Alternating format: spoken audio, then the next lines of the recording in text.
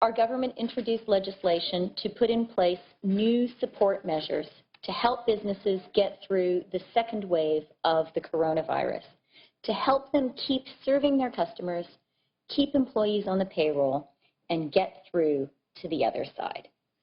First, the new Canada Emergency Rent Subsidy, which will provide direct and easy-to-access rent and mortgage interest support directly to tenants and property owners until June 2021.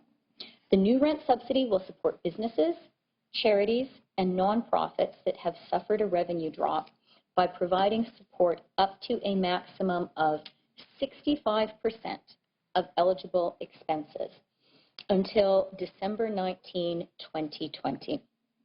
Our legislation will allow for retroactive claims to September 27th.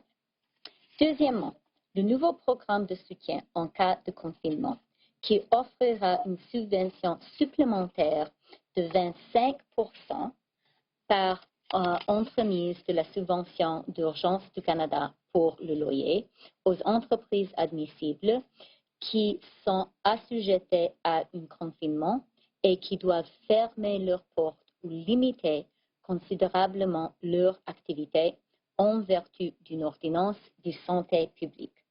Conjointement, cela signifiera que les entreprises durement touchées par un confinement pourraient recevoir une aide au loyer pouvant atteindre 90%.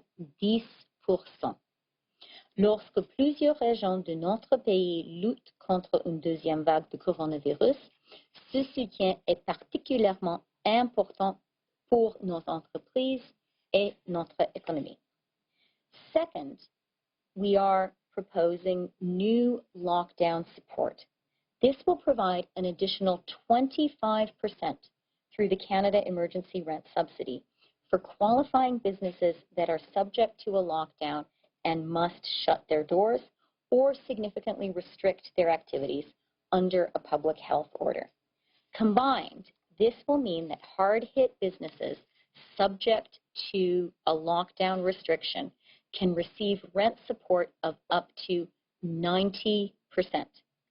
As much of our country is fighting a second wave of the coronavirus, this support is especially important now for our businesses and our economy. Third, the extension of the Canada Emergency Wage Subsidy until June 2021. This will continue to protect jobs by helping employers keep employees on the payroll and rehire their workers.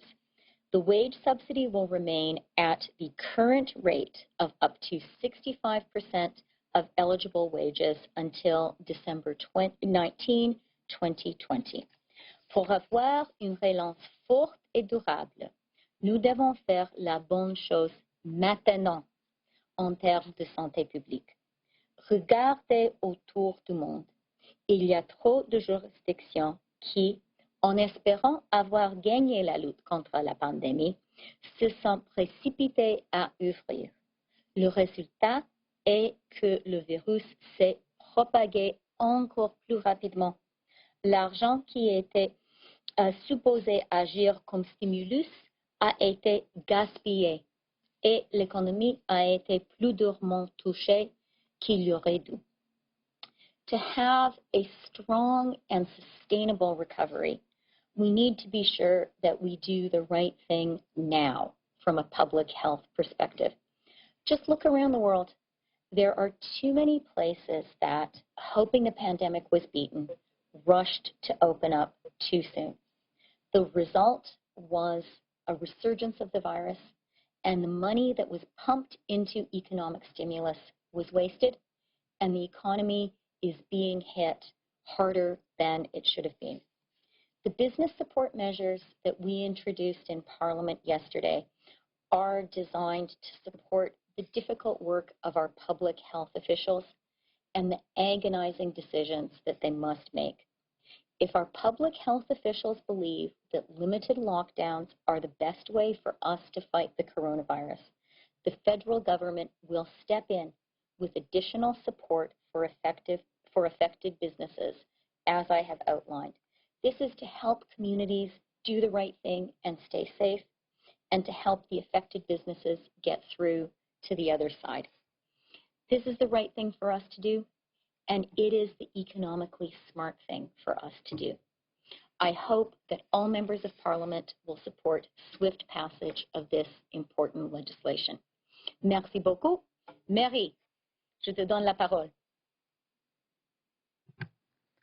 Thank you so much, Deputy Prime Minister. And this legislation, of course, is another step towards ensuring that our small businesses can make it through this crisis, as well as rebuild and to position us for an economic recovery. Bonjour à toutes et à tous. Helping Canada's small businesses go global is a key driver to helping our economic recovery.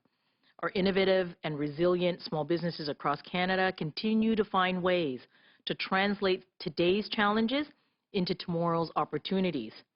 And we can't start soon enough doing this. We need to be there to position them for that economic recovery. We need to create the right conditions for them to go globally. We need to give them the right tools to give them the support that they need. Aujourd'hui, comme l'a dit le Premier ministre, nous annonçons de nouvelles mesures pour aider les petites entreprises à croître tout en naviguant parmi les défis posés par la pandémie sur le marché mondial. Back in 2016, our government launched the Can Export SMEs program, and to date, that program has helped thousands of small business owners and entrepreneurs break into international markets with funding of up to $75,000 to help them cover travel costs and other expenses. Of course, given the international travel restrictions that are in place because of COVID-19 and the increased importance of digital trade and just doing business digitally, the Can Export program is now pivoting. We're going to have this funding help businesses explore international opportunities in new ways. Number one, the support's going to help them develop and expand their e-commerce presence by covering partial costs for online sales platforms and digital strategy advice, as well as advertising and search engine optimization. Number two, this will help entrepreneurs and businesses attend virtual trade shows and other virtual business-to-business events.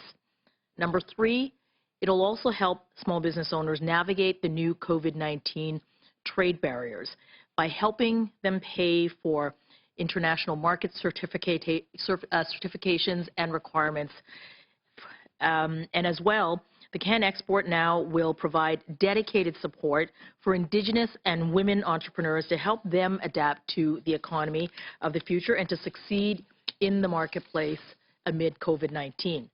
So this revamped Can Export program will help hundreds of small businesses in the coming months sell their world-class Canadian goods, services, and technologies in the international marketplace, grow their business, and create good jobs for Canadians.